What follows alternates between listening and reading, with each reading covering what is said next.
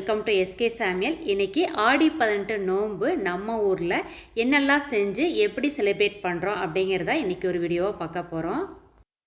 ஈரோடு, திருப்பூர், கோயம்புத்தூர் சைடில் தீபாவளி எப்படி கொண்டாடுறோமோ அதே போல் ஆடி 18 நோன்பும் சிறப்பாக கொண்டாடுவாங்க.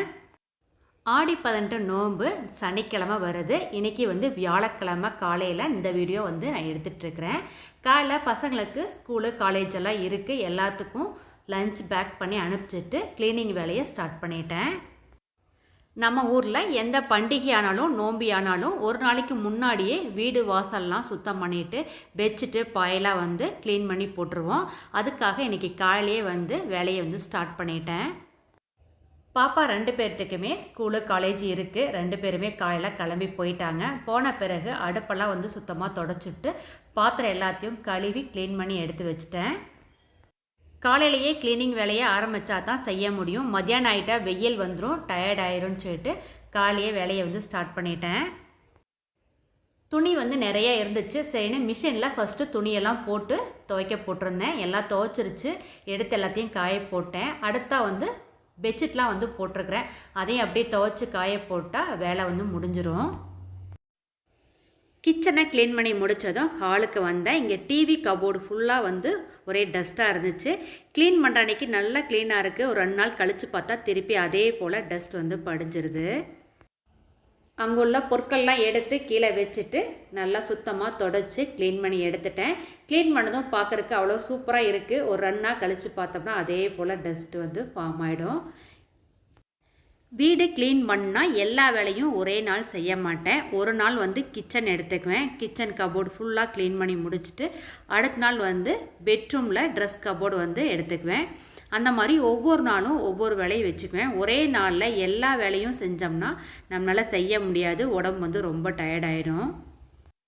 இந்த பாட் பெயிண்டிங் நானே பண்ணது. 2002 மேரேஜ் ஆகிட்டு ஈரோட்லேருந்து பெங்களூர் போயிருந்தோம்.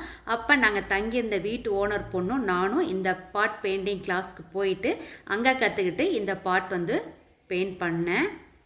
இந்த பாட் டிசைன் எனக்கு ரொம்ப பிடிக்கும். அதனால் பெங்களூர்லேருந்து வர்றப்ப இதை நல்லா பேக் பண்ணி உடையாமல் பத்திரமா எடுத்து ஷோகேஸில் வச்சுட்டேன். எப்போ பார்த்தாலும் நமக்கு அந்த ஞாபகம் வரும். பண்டிகை நோம்பி அப்படின்னு வந்தாலே நமக்கு வேலை தான். வீட்டை க்ளீன் பண்ணணும், பெட்ஷீட்லாம் துவைக்கணும், வீடு வாசலாம் துடைக்கணும் அப்படின்னு ஆகிடும்.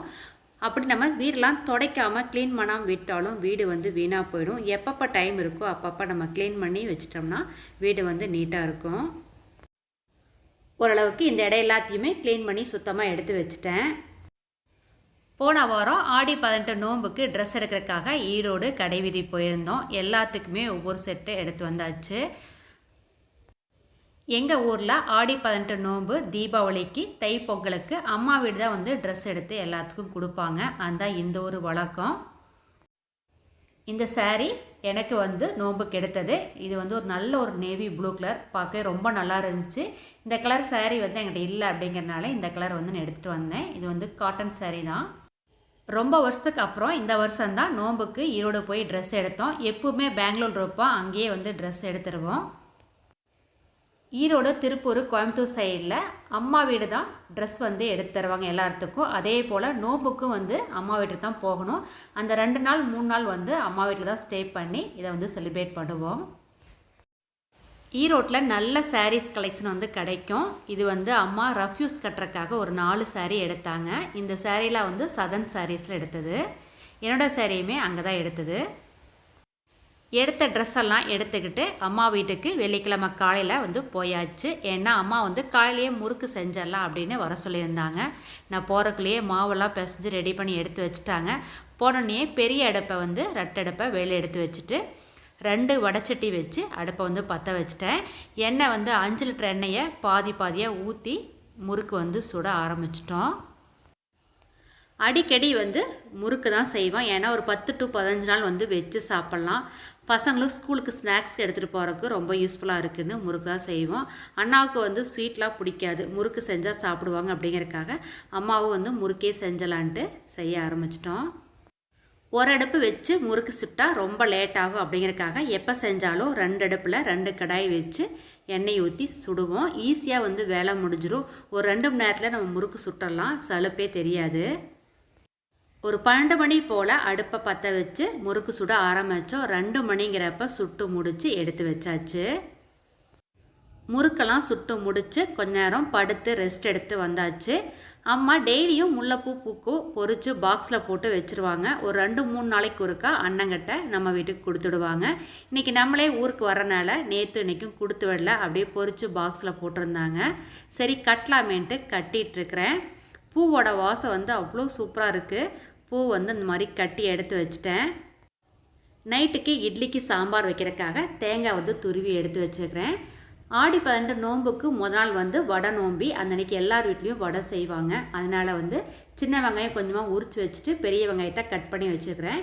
கூடவே பட்டு பருப்பை வந்து 2 மணி நேரமாக தண்ணியில் வந்து ஊற வச்சுக்கிறேன். இப்போ பருப்பை வடிகட்டி எடுத்துகிட்டு ஆட்டி வடை வந்து சுட போகிறோம். பருப்பை நல்லா ஆட்டி கொடுத்துட்டேன். அம்மா வெங்காயம் கொத்தமல்லி கருவேப்பிலாம் போட்டு நல்லா பிசைஞ்சு சின்ன சின்ன உருண்டையாக பிடிச்சி வச்சுட்டுருக்குறாங்க. நோம்பினாலே தீபாவளி ஆகட்டும், ஆடி 12 நோம்பாகட்டும், அதுக்கு முதல் நாள் வந்து கண்டிப்பாக எல்லார் வீட்லேயும் வடை வந்து கண்டிப்பாக செய்வாங்க. அது கூடவே பாயசமும் செய்வாங்க. நோம்பு அன்னைக்கு எவ்வளோ வேலை இருந்தாலும் பொண்ணுக மருமகன்க பேரன் பேத்திய எல்லாருமே அம்மா வீட்டுக்கு கண்டிப்பாக வந்துடுவாங்க. அதுதான் எங்கள் ஊர் வழக்கம். இப்படித்தான் எங்கள் ஊரில் வந்து செலிப்ரேட் பண்ணுவோம். மோஸ்ட்லி எங்கள் ஊரில் எல்லார் வீட்லேயும் சாயங்கால நேரத்தில் தான் வடை வந்து செய்வாங்க. அப்போ தான் எல்லோரும் வந்து ஒன்று சேருவாங்க, சூடாக சாப்பிடுவாங்க. அப்படிங்கிறதுக்காக இதை வந்து சாயங்கால நேரம் செய்வாங்க. ஒவ்வொரு ஊர்லேயும் ஒவ்வொரு பண்டிகை வந்து செலிப்ரேட் பண்ணுவாங்க. எங்கள் ஊரில் இது போல தான் செய்வாங்க. சுட சுட நல்லா வடையும் சுட்டாச்சு. எல்லோரும் வந்து சாப்பிட்டாங்க. கடைசியாக டீயும் போட்டு இந்த வடையோட வச்சு இன்றைக்கி ஈவினிங் ஸ்நாக்ஸ் வந்து முடிச்சாச்சு. இது அடுத்த நாள் காலையில் சனிக்கிழமை ஆடி 12 நோம்பனைக்கு எடுத்த வீடியோ. காலையில் முருங்கைக்காய் போட்டு சாம்பார் வச்சுட்டு அது கூடவே கொஞ்சமாக தேங்காய் சட்னி, இட்லி, வெண்பொங்கல் செய்யலாமேன்ட்டு செஞ்சிட்ருக்கேன். சாம்பாருக்கு துவரப்பருப்போட 2 தக்காளி போட்டு வேக வச்சுட்டேன்.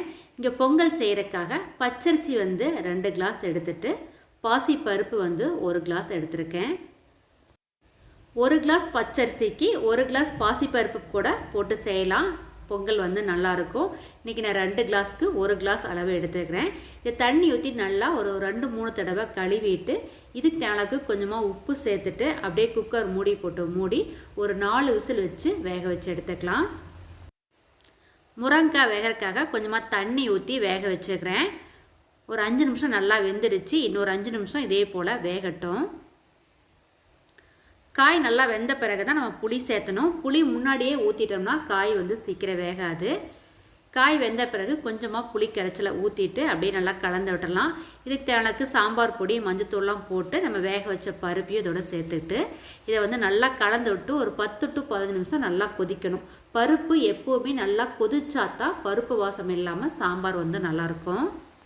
குக்கரில் பொங்கலுக்கு அரிசியும் பருப்பும் போட்டு வச்சுருந்தோம். அது வந்து விசில் வந்துருச்சு. அப்படியே அடுப்பு ஆஃப் பண்ணிவிட்டு தேங்காய் சட்னி அரைக்கிறதுக்காக எல்லாத்தையும் போட்டு அரைச்சி வச்சுட்டேன். இப்போ வந்து தாளித்து எடுத்து கொட்டிக்கலாம்.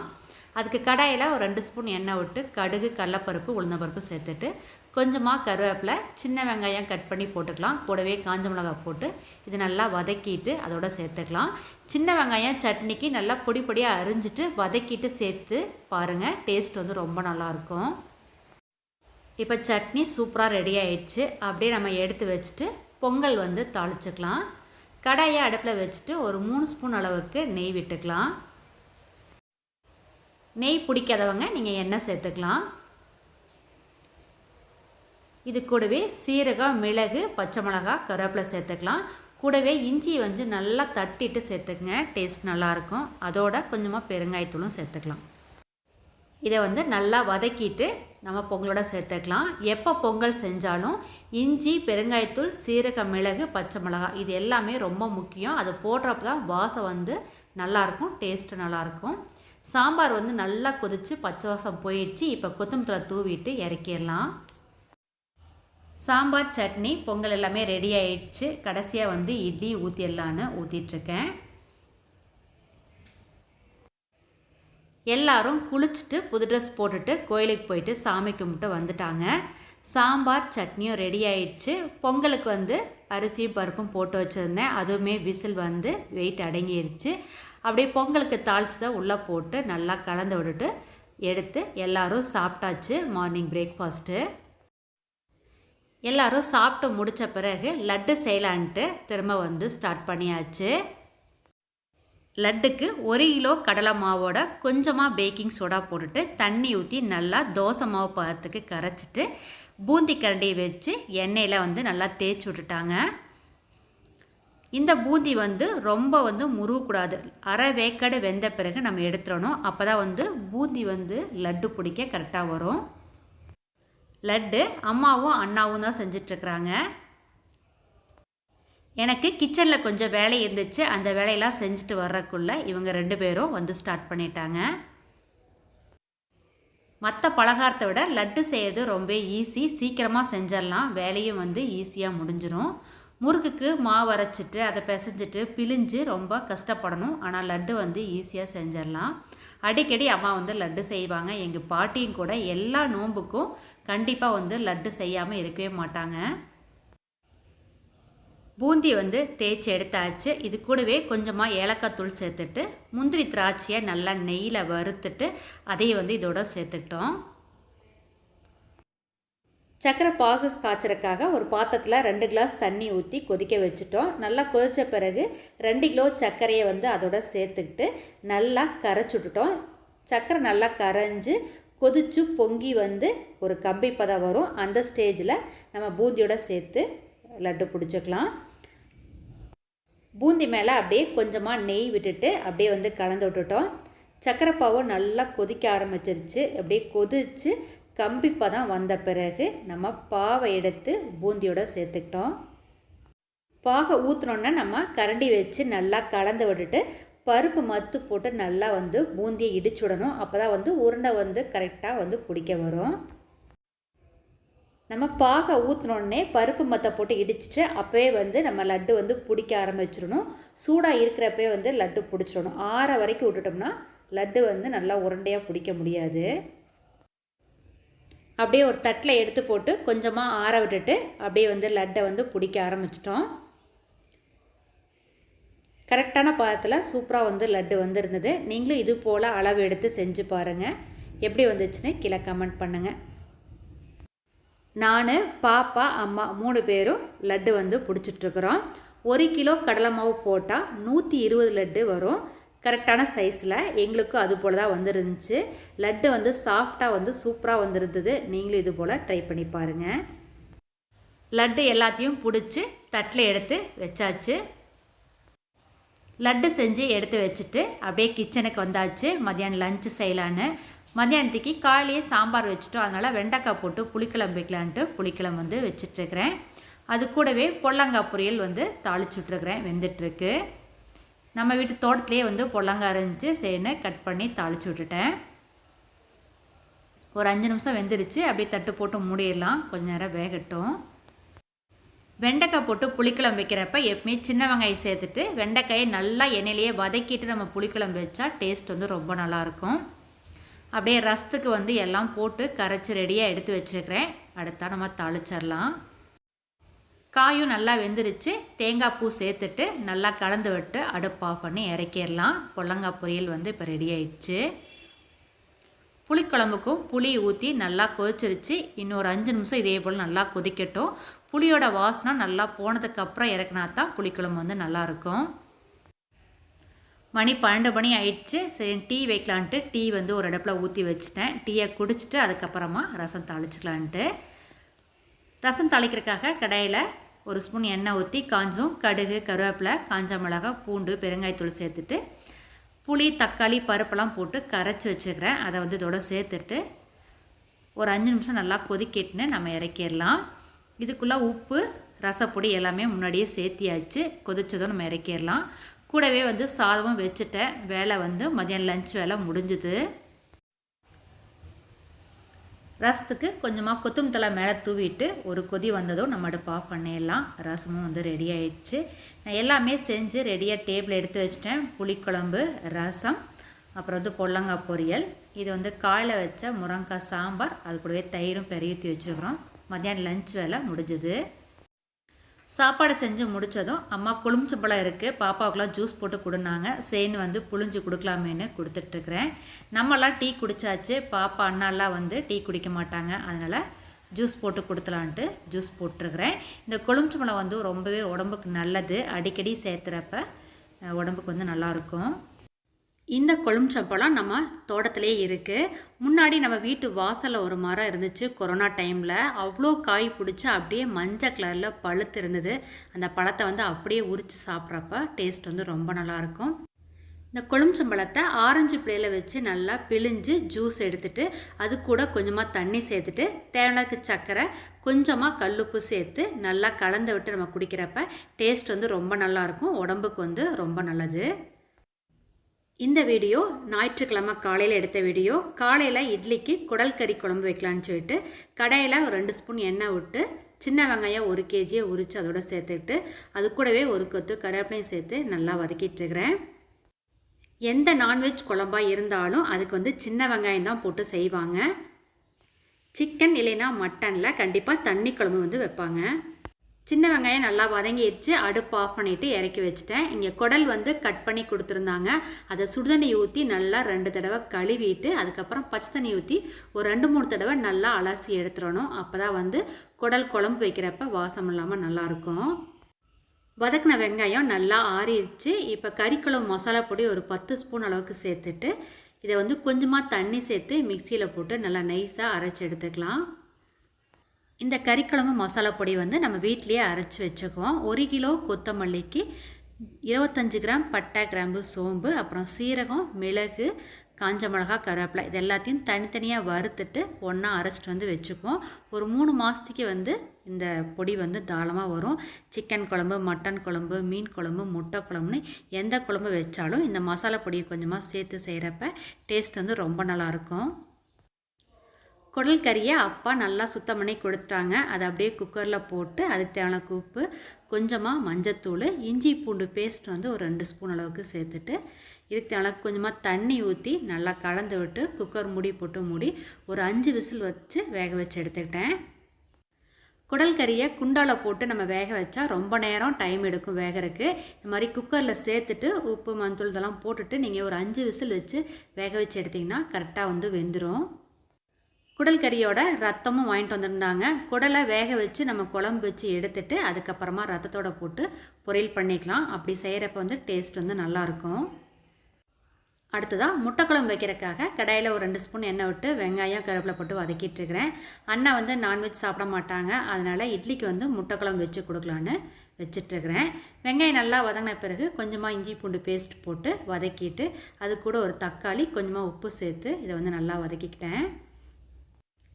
வதக்கி அரைச்ச மசாலாவை ஒரு 2 கரண்டி தனியாக எடுத்து வச்சுருந்தேன் முட்டை குழம்பு செய்கிறக்காக. அதை வந்து கடாயில் ஊற்றிட்டு இது நல்லா கலந்து விட்டுடலாம். ஒரு 10 நிமிஷம் நல்லா கொதிக்கட்டும்.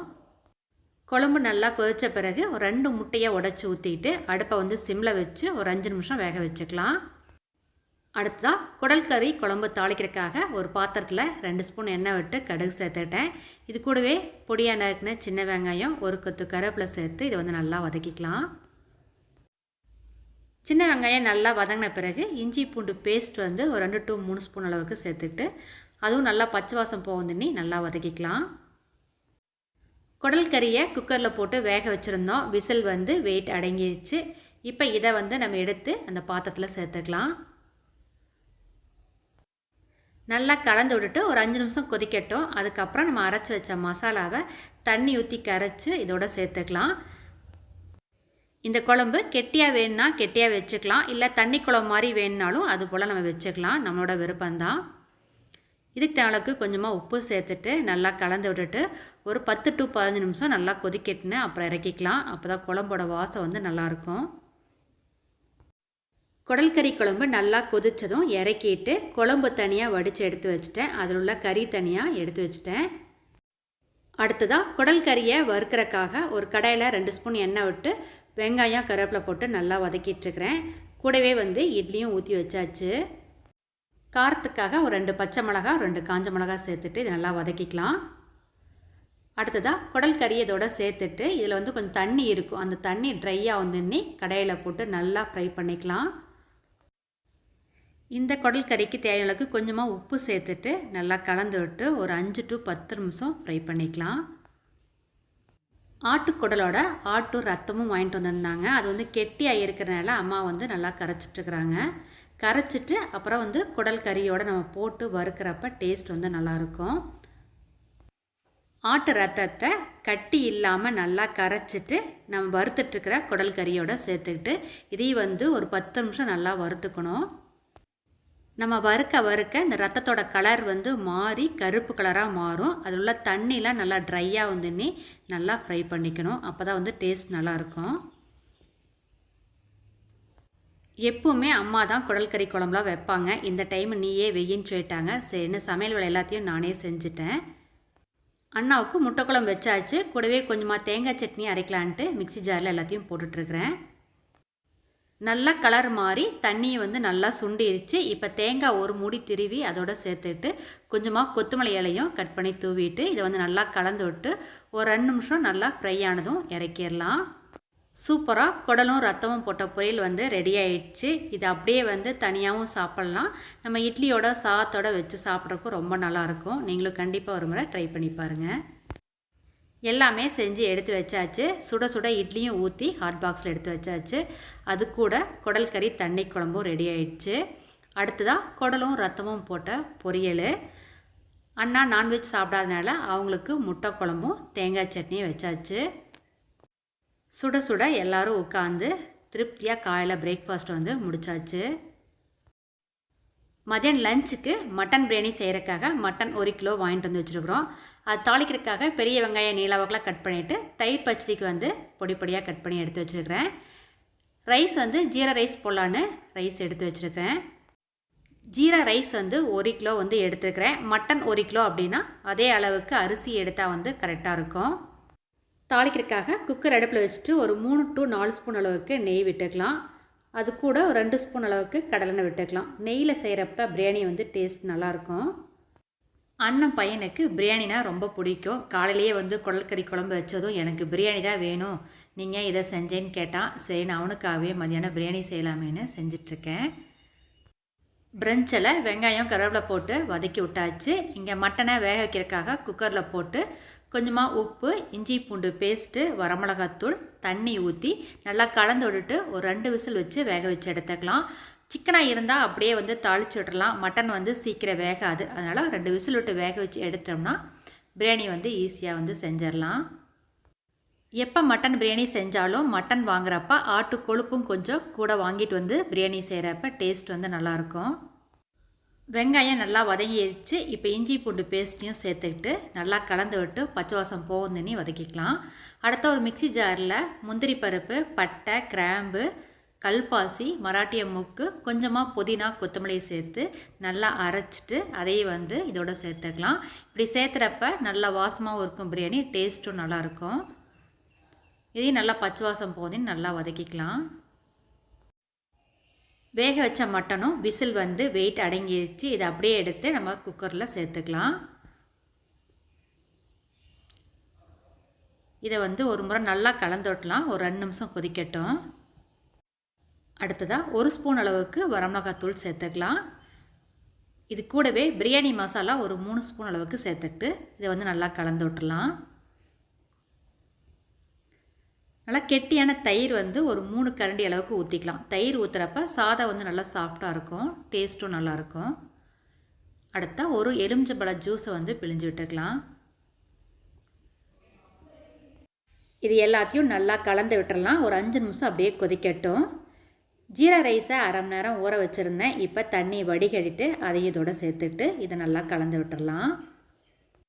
தண்ணி வந்து 1 கிளாஸ் அரிசிக்கு 2 கிளாஸ் தண்ணி ஊற்றுவோம். நான் மட்டன் வேகருக்கு 2 கிளாஸ் ஏற்கனவே ஊற்றிருந்தேன். இப்போ 6 கிளாஸ் அளவுக்கு தண்ணி சேர்த்துக்கிறேன். மொத்தம் 8 கிளாஸு. இப்போ இதுக்கு தேவையான அளவுக்கு கொஞ்சமாக உப்பு சேர்த்துட்டு நல்லா கலந்து விட்டுடலாம். சாதம் ஓரளவுக்கு நல்லா வெந்து கெட்டியானதும் ஒரு கைப்பிடி அளவு புதினா இலையும் கொத்தமல்லி இலையும் தூவிட்டு அப்படியே குக்கர் மூடி போட்டு மூடி தோசைக்கல்ல அடியில் வச்சு தம் போடுறப்ப சாதம் வந்து அடி பிடிக்காமல் நல்லா பிரியாணி சூப்பராக வரும்.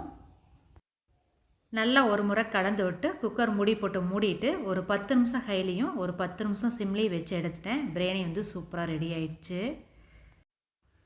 கூடவே ஒயிட் ரைஸும் அரைச்சி வச்சாச்சு. மதியானம் லஞ்சுக்கு மட்டன் பிரியாணியோட தயிர் ரைத்தா வச்சு சூப்பராக சாப்பிட்டாச்சு. ஈவினிங் அம்மா வீட்டு தோட்டத்தில் வீட்டுக்கு தேவையான காய்கறியெல்லாம் போட்டிருந்தாங்க.